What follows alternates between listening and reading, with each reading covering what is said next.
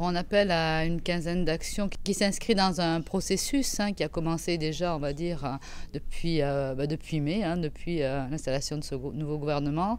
Il y a eu le 9 octobre pour l'emploi industriel où les salariés de notre secteur ont été présents, parce que moins d'emploi industriel, c'est moins de services publics, c'est moins de cohésion sociale.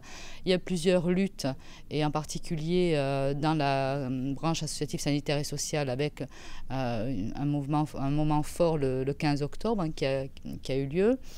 Et bien sûr, avant cette quinzaine d'actions, il y aura aussi le 14 novembre, à l'appel de la Confédération européenne des syndicats, où cette quinzaine d'actions, ça sera un moment de convergence de l'ensemble des salariés de notre secteur, qu'ils soient du public, du privé, avec un point fort de mobilisation le 4 décembre. Il y a une impatience forte, bien sûr, sur les salaires qui sont gelés, qui sont en berne, que ce soit dans le public comme dans le privé, sur l'emploi.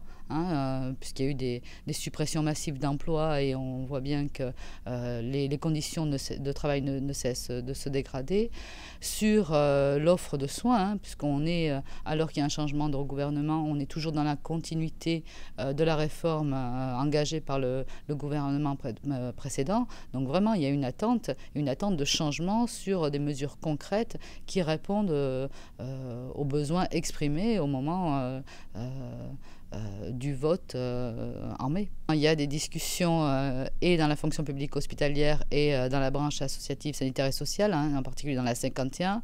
Dans la 51, on peut dire que les négociations reprennent, mais que la position patronale, elle est toujours aussi fermée. Donc on va s'appliquer à les faire changer d'avis par la mobilisation des salariés.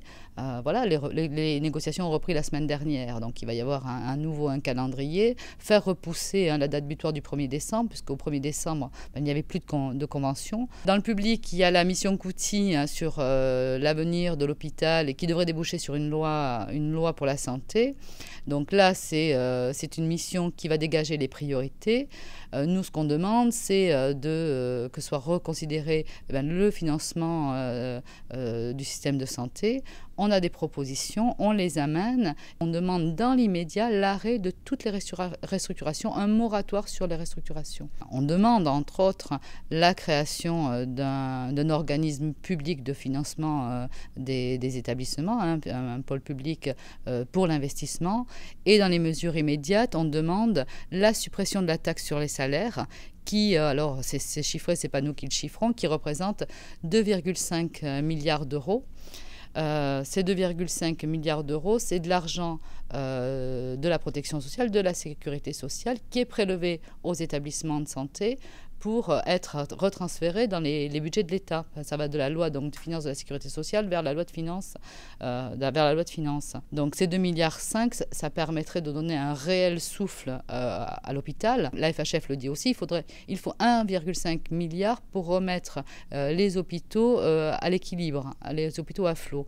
Donc ça permettrait de recapitaliser, d'avoir une recapitalisation, d'avoir de l'investissement et d'avoir des mesures concrètes aussi par rapport aux attentes des salariés, salaire, emploi, voilà.